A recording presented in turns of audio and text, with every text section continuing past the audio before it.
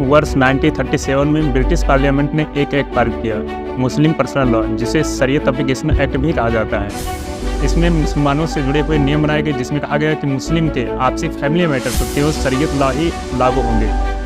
शरीयत लॉ के आधार पर यदि कोई मुस्लिम व्यक्ति अपनी पत्नी को तलाक दे देता है तो उसे 3 महीने तक मेंटेनेंस की राशि इद्दत की अवधि तक ही देनी होती है। साथ में विवाह के समय जो मेहर तय हुआ वो उसका चुकता करेगा। वर्ष 1978 से लेकर वर्ष 1985 तक सुप्रीम कोर्ट ने मुस्लिम महिलाओं के पक्ष में कई फैसले सुनाए, लेकिन सुप्रीम कोर्ट भी मुस्लिम महिलाओं को उनका अधिकार नहीं दिला पाई। वर्ष 1985 में सुप्रीम कोर्ट ने एक बड़ा फैसला लिया, जिसमें उसने कहा कि यदि कोई मुस्लिम व्यक्ति अपनी पत्नी को तलाक देता है तो उसकी पत्नी वो लेडी CRPC 125 के तहत उस पर केस कर सकती है और उससे मेंटेनेंस की राशि वसूल कर सकती है। और इसी फैसले में सुप्रीम कोर्ट ने यह भी कहा कि हमारी सरकार, हमारी गवर्नमेंट पता नहीं कब UCC पर ध्यान देगी, UCC के लेकर एक कानून लेकर आएगी। लेकिन तभी वर्ष 1986 में राजीव गांधी की सरकार बनती है और वो एक एक्ट लेकर आती है, Muslim women protection of right on divorce. इस एक्ट के द्वारा CRPC 125 को बाई चॉइस कर दिया गया। पति और पत्नी दोनों मिलकर अगर चाहे तो पति पत्नी को मेंटेनेंस की राशि देगा अथवा नहीं देगा। तो इस वीडियो के माध्यम से हम यही जानने का प्रयास करेंगे कि UCC क्या है, UCC लागू करने से पहले ही उसका इतना विरोध क्यों किया जा रहा है, और UCC लागू होने के बाद मुस्लिम महिलाओं को उनका अधिकार कैसे मिल पाएगा। Game-changing legislations that our country will soon have, which is a uniform civil code. One law for everyone in this country. मुसलमान को दूसरे कंट्री से क्या करना है? आप क्या उनको बड़ा समझ रहे हैं? 27th of June, he advocated the need for a common civil code. Some people say that his real intention was to raise an issue. वर्ष 1978 में इंदौर के लोअर कोर्ट में एक केस आया। ये केस था शाहबानो का।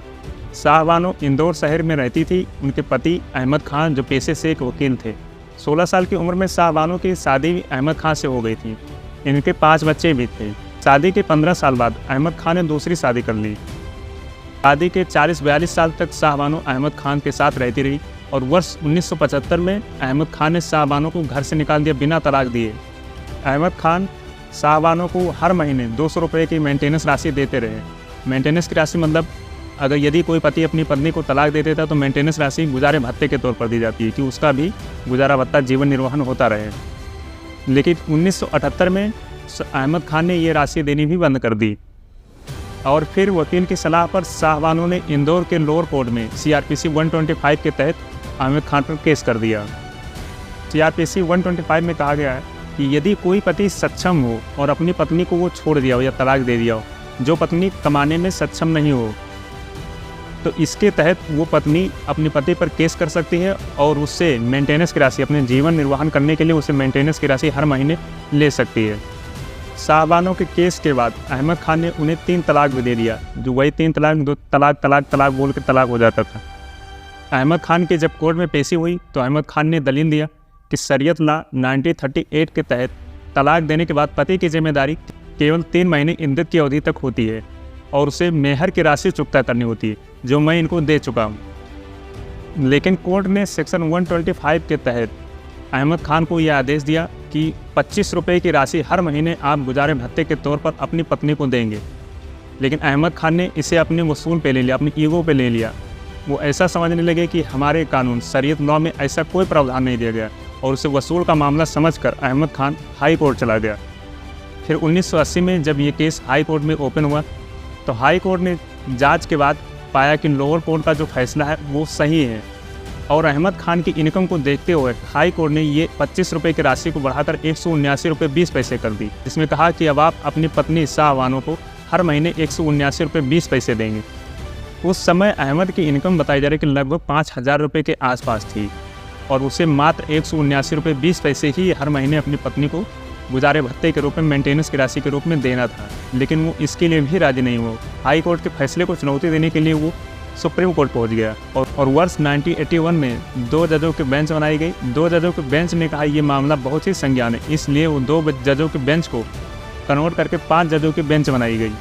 इस बेंच के प्रमुख जस्टिस YB चंद्रचूड़ बनाए गए और वर्ष 1985 में सुप्रीम कोर्ट का फैसला आया, जिसमें सुप्रीम कोर्ट ने हाई कोर्ट के फैसले को सही बताया, जिसमें कहा गया कि 179 रुपये 20 पैसे आप हर महीने मेंटेनेंस की राशि के रूप में आप अपनी पत्नी शाहबानो को देंगे। साथ ही वो राशि भी आप चुकता करेंगे जो इस दौड़ भाग में साहबानों की तरफ से खर्च हुए। उस राशि को 10,000 रुपये आप साहबानों को अलग से चुकता करेंगे। और यहीं पर सुप्रीम कोर्ट ने यह भी कहा कि हमारी सरकार पता नहीं कब यूसीसी के बारे में सोचेगी, उसके लिए कोई अलग सा कानून लेकर आएगी। लेकिन तभी 1986 में राजीव गांधी की सरकार बनती है और वो एक एक्ट लेकर आती है, Muslim women protection of right and divorce. इस एक्ट में ये कहा गया कि जो CRPC 125 के तहत महिलाएं कोर्ट में केस करके अपने पति से गुजारे भत्ते मेंटेनेंस की राशि वसूल कर सकती थी, वो इस एक्ट के तहत बाई चॉइस कर दिया गया। अब यदि पति पत्नी दोनों सहमत होंगे तभी पति अपनी पत्नी को मेंटेनेंस की राशि देगा अथवा नहीं देगा। वो केवल 3 महीने की इद्दत की अवधि तक उसे मेंटेनेंस की राशि देगा और शादी करते वक्त जो मेहर की राशि तय होती वो मेहर की राशि ही चुकता करेगा। इसके अलावा उसे कोई राशि नहीं देनी होगी। ऐसा ही एक मामला सुप्रीम कोर्ट में तलाक से जुड़ा हुआ है, सायरा बानो का केस। सायरा बानो उत्तराखंड के रहने वाली है। इनकी शादी इलाहाबाद में रिजवान अहमद से हुई। कहा जाता है 2015 में सायरा बानो जो अपने मैके चली आई तो इनके हस्बैंड रिजवान अहमद ने स्पीड पोस्ट के द्वारा इनको तलाक भेज दिया, जिसमें तलाक लिखकर रिजवान अहमद ने इनको तलाक भेज दिया। और फिर ये अनुच्छेद 32 के तहत सुप्रीम कोर्ट में चली गई, जिसमें इन्होंने कहा कि मुस्लिम समाज में 3 प्रथाएं ऐसी हैं जो मुस्लिम महिलाओं की गर्मापूर्ण जीवन को समाप्त करती है। आर्टिकल 14, आर्टिकल 21, आर्टिकल 15 को समाप्त कर देती है। 3 प्रथाओं में इन्होंने बताया, पहला जो 3 तलाक का प्रथा है, दूसरा निकाह हलाला और तीसरा पॉलीगैमी। पॉलीगैमी वो है जो एक हस्बैंड चाहे तो 4 शादियाँ कर सकता है, लेकिन पत्नी ऐसा नहीं कर सकती थी। इस मामले में रिजवान अहमद के साथ all India Muslim personal law board भी था, जिसका कहना था कि आर्टिकल 25 के तहत ये उनके धार्मिक स्वतंत्रता का अधिकार है, ये उनकी धार्मिक स्वाधीनता है और उनके धार्मिक स्वाधीनता में कोई भी हस्तक्षेप नहीं कर सकता है। उनके धार्मिक स्वाधीनता पर केवल शरीयत लॉ ही लागू होगा। और फिर इस मामले की सुनवाई करने के लिए 2017 में 5 जजों की बेंच बनाई गई, जिसमें 5 कास्ट को रखा गया। फिर 3-2 की बहुमत से यह तय हुआ कि इस केस में जो तलाक दिया गया वो असंवैधानिक है और ट्रिपल तलाक की व्यवस्था ही अपने आप में अनकॉन्स्टिट्यूशनल है। विपक्ष में जो थे चीफ जस्टिस खेहा और अब्दुल मजीद, इनका तर्क यह था कि अभी जो कानून चल रहा है वो कॉन्स्टिट्यूशनल है और ट्रिपल तलाक को अनकॉन्स्टिट्यूशनल करने का काम सांसद को करना चाहिए, ना कि जुडिशरी को करना चाहिए। सांसद ही इस पर विधि बनाए तो अच्छा होगा और सांसद को यह आदेश दिया गया 6 महीने के भीतर ऐसा कानून बनाया जाए। और फिर 2017 में दिसंबर के माह में एक बिल पारित किया गया। बिल लोकसभा से पास हो गया लेकिन राज्यसभा से पास नहीं हुआ।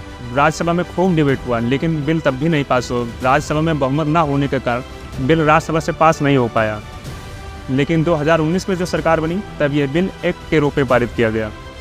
Muslim women protection of right on marriage act 2019 के रूप में इसे पारित किया गया। इस एक्ट में 4 अहम बातें जुड़ी गई, जिसमें कहा गया, पहला बात कहा गया कि यदि कोई मुस्लिम व्यक्ति अपनी पत्नी को तलाक देता है तो उसे इस केस में 3 साल तक सज़ा भी हो सकती है। दूसरा कहा गया कि यदि कोई मुस्लिम व्यक्ति अपनी पत्नी को तलाक देता है तो उसे मेंटेनेंस गुजारे भत्ते की राशि भी देनी होगी साथ में। तीसरा कहा गया कि इस मामले की सुनवाई खुद पुलिस कर सकती है, इसमें कोर्ट के आदेश की ज़रूरत नहीं होगी। चौथा कहा गया कि पुलिस इस केस में जमानत नहीं दे सकती, जमानत जज ही देगा और पत्नी चाहे तो केस को वापस को लेकर और यदि पत्नी चाहे तो केस को वापस लेकर इस केस को समाप्त कर सकती है। इसमें पत्नी को प्रधानता के रूप में देखा गया।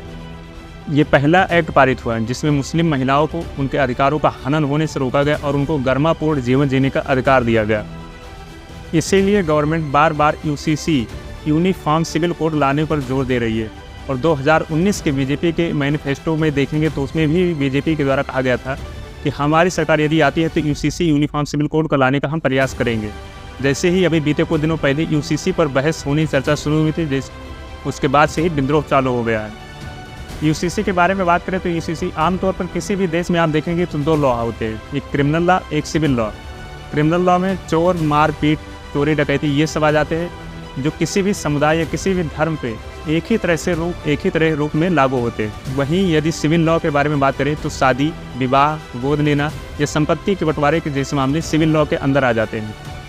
इस तरह के कानून को पर्सनल लॉ भी कहते हैं। जैसे मुस्लिम पर्सनल लॉ बनाता है, शरीयत का कानून।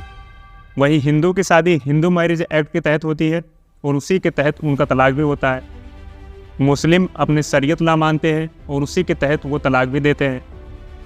यूसीसी आने के बाद, यूनिफॉर्म सिविल कोड आने के बाद जो पर्सनल लॉ है वो सभी देशवासियों पर एक समान लागू हो जाएगा। यूनिफॉर्म सिविल कोड की चर्चा भारतीय संविधान के आर्टिकल 44 में कही गई है। अब बात करें कि इसका विद्रोह क्यों किया जाता है, तो आपको बता दें कि जैसे मुस्लिम पर्सनल लॉ शरीयत कानून के तहत वो धार्मिक स्वतंत्रता मानकर कोई भी मुस्लिम व्यक्ति चाहे तो 4 शादियाँ कर सकता है, पॉलीगैमी का उसे अधिकार दिया गया है। वहीं हिंदू मैरिज एक्ट के तहत हिंदू यदि एक बीवी के रहते हुए दूसरी शादी करता है तो उसे अपराध माना गया है, और यदि यूसीसी आ जाता है तो ये कानून सभी पर एक समान लागू हो जाएगा। तब न 4 विवाह होंगी, न ट्रिपल तलाक का मामला रह जाएगा। मुस्लिम महिलाओं को भी उनको गरिमापूर्ण जीवन जीने का अधिकार मिल जाएगा। इसीलिए अदर समुदायों के द्वारा जो अपनी धार्मिक स्वतंत्रता मानकर इसका फ़ायदा उठा रहे हैं, उनके द्वारा इसका विद्रोह किया जा रहा है।